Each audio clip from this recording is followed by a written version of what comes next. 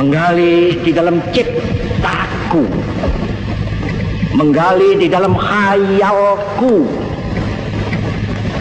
apa yang terpendam di dalam bumi Indonesia ini, agar supaya sebagai hasil dari penggalian itu dapat dipakainya sebagai dasar daripada negara Indonesia merdeka yang akan datang.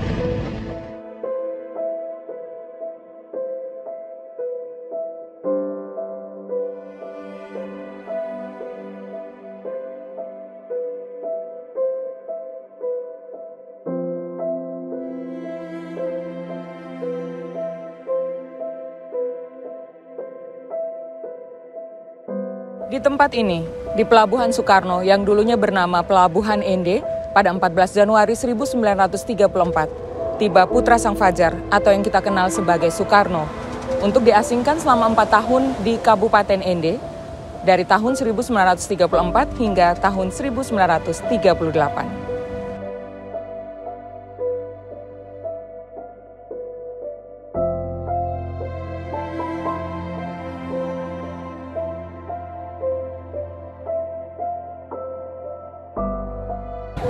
Rumah ini merupakan rumah dari Haji Abdullah Ambuwaru yang ditempati oleh Soekarno dan keluarganya selama 4 tahun pada masa pengasingannya di Ende dari tahun 1934 hingga tahun 1938.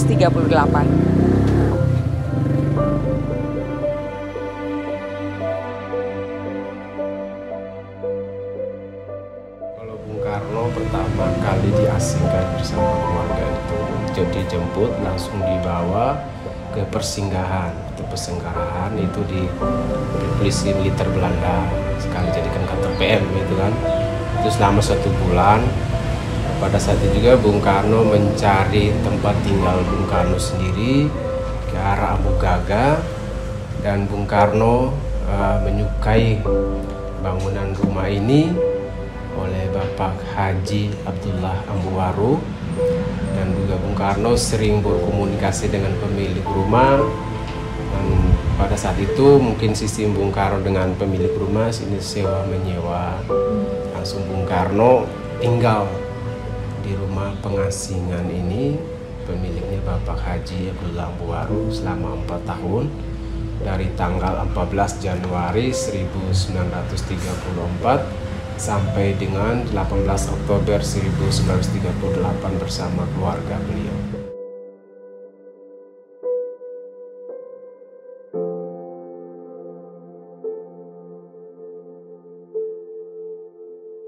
Di sini Bung Karno aktivitas itu sholat juga kan. Di sini Bung Karno pernah mendirikan musola atau rumah soro kecil di halaman belakang itu.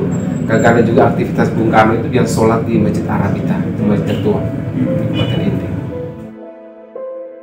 Bangunan seperti ini tidak bentuk asli, hanya paling dirubah atau direnovasi pada tahun 1981 dan renovasi 2011-12 dan pembenahan 2022. Ini biasa ruang pertemuan bersama tokoh-tokoh, bersama pemain-pemain drama Bung Karno, bersama tamu-tamu Bung Karno. Kalau ini ruang keluarga Bung Karno, yang sering Bung Karno bercengkrama dengan istri, dengan mertua, anak angkat, bahkan dengan para tamu dari tokoh-tokoh masyarakat atau tokoh agama, bahkan juga tamu-tamu pemain-pemain drama Bung Karno. Langsung dengan ruang tidur Bung Karno bersama istrinya Ibu ini. Di situ ya. Memang asli, hanya renovasi 2011, paling penambahan kelambu, spray, bantal dan kasur. Sama perabotannya ranjang, lemari dengan pakaian itu masih original. Ada ruang sholat Bung Karno yang pernah Bung Karno melaksanakan sholat bersama keluarga, dan juga ada dapur Bung Karno, ada WC, kamar mandi, dan juga ada sumur tua yang pernah dipakai Bung Karno selama 4 tahun bersama keluarga. Dan sebelum diasingkan, sumur ini sudah ada yang digali pemilik rumah Bapak Haji dulu.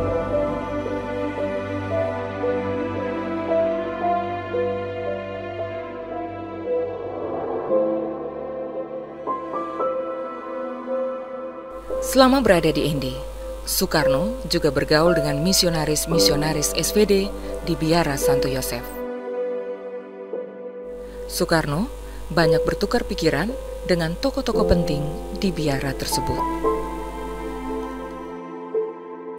Jadi ketika Soekarno berada di Ende, sejak 1934 sampai 1938 itu, hampir setiap hari beliau datang ke Biara Santo Yosef ini. Ya, karena disinilah beliau bisa membaca di ruang baca, tapi juga membaca buku-buku yang dipinjam dari para misionaris, para biarawan yang tinggal di rumah biara ini. Dari ujung anak tangga ke tempat ini ternyata jaraknya 17 meter sampai di sini. Dan dari sini masuk ke dalam itu 8 meter. Jadi angka sejarah itu ada di tempat ini. 17, 8, 45. Seakan-akan ada suatu hubungan yang erat antara makna dari angka-angka itu yang kemudian kita pahami sebagai tahun proklamasi kemerdekaan.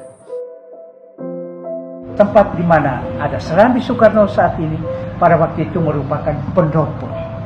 Pendopo Biara Santo Yosef menghadap ke pantai Ende yang indah. Dan semua kegiatan Soekarno secara simbolik kita hadirkan di sini.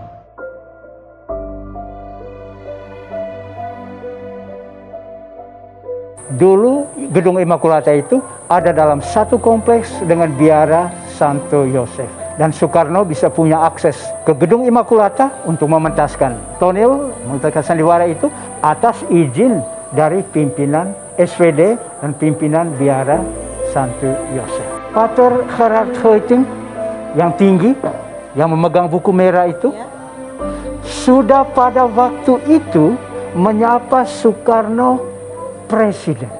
Akhirnya Pater Hoiting memegang bahu Soekarno. Tuan Soekarno, Presiden Indonesia harus di sebelah kanan. Tidak cuma waktu itu beliau disapa presiden. Ketika pamit sebelum 18 Oktober 1938 ke Bengkulu, Soekarno Muda datang pamit, dan ketika itu Pater Gerard Hoiting masih ada. Dan ketika mereka berjabatan tangan, Pater Hoiting mengatakan apa? Tuan Soekarno, kalau nanti Tuan datang lagi ke Ende, Tuan datang sebagai presiden.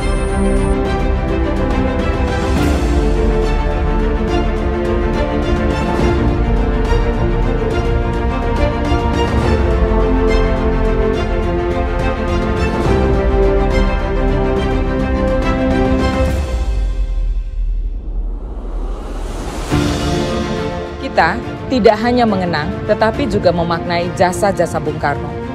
Martabat dan kehormatan Bung Karno sebagai pejuang, proklamator kemerdekaan, peletak dasar falsafah negara Pancasila, dan sebagai Presiden pertama Republik Indonesia harus kita hargai. Penghormatan dan penghargaan baginya adalah justru bagian integral dari harga diri bangsa. Menjunjung tinggi martabat serta peran sejarah beliau sebagai founding father adalah wujud dari keberadaban negara.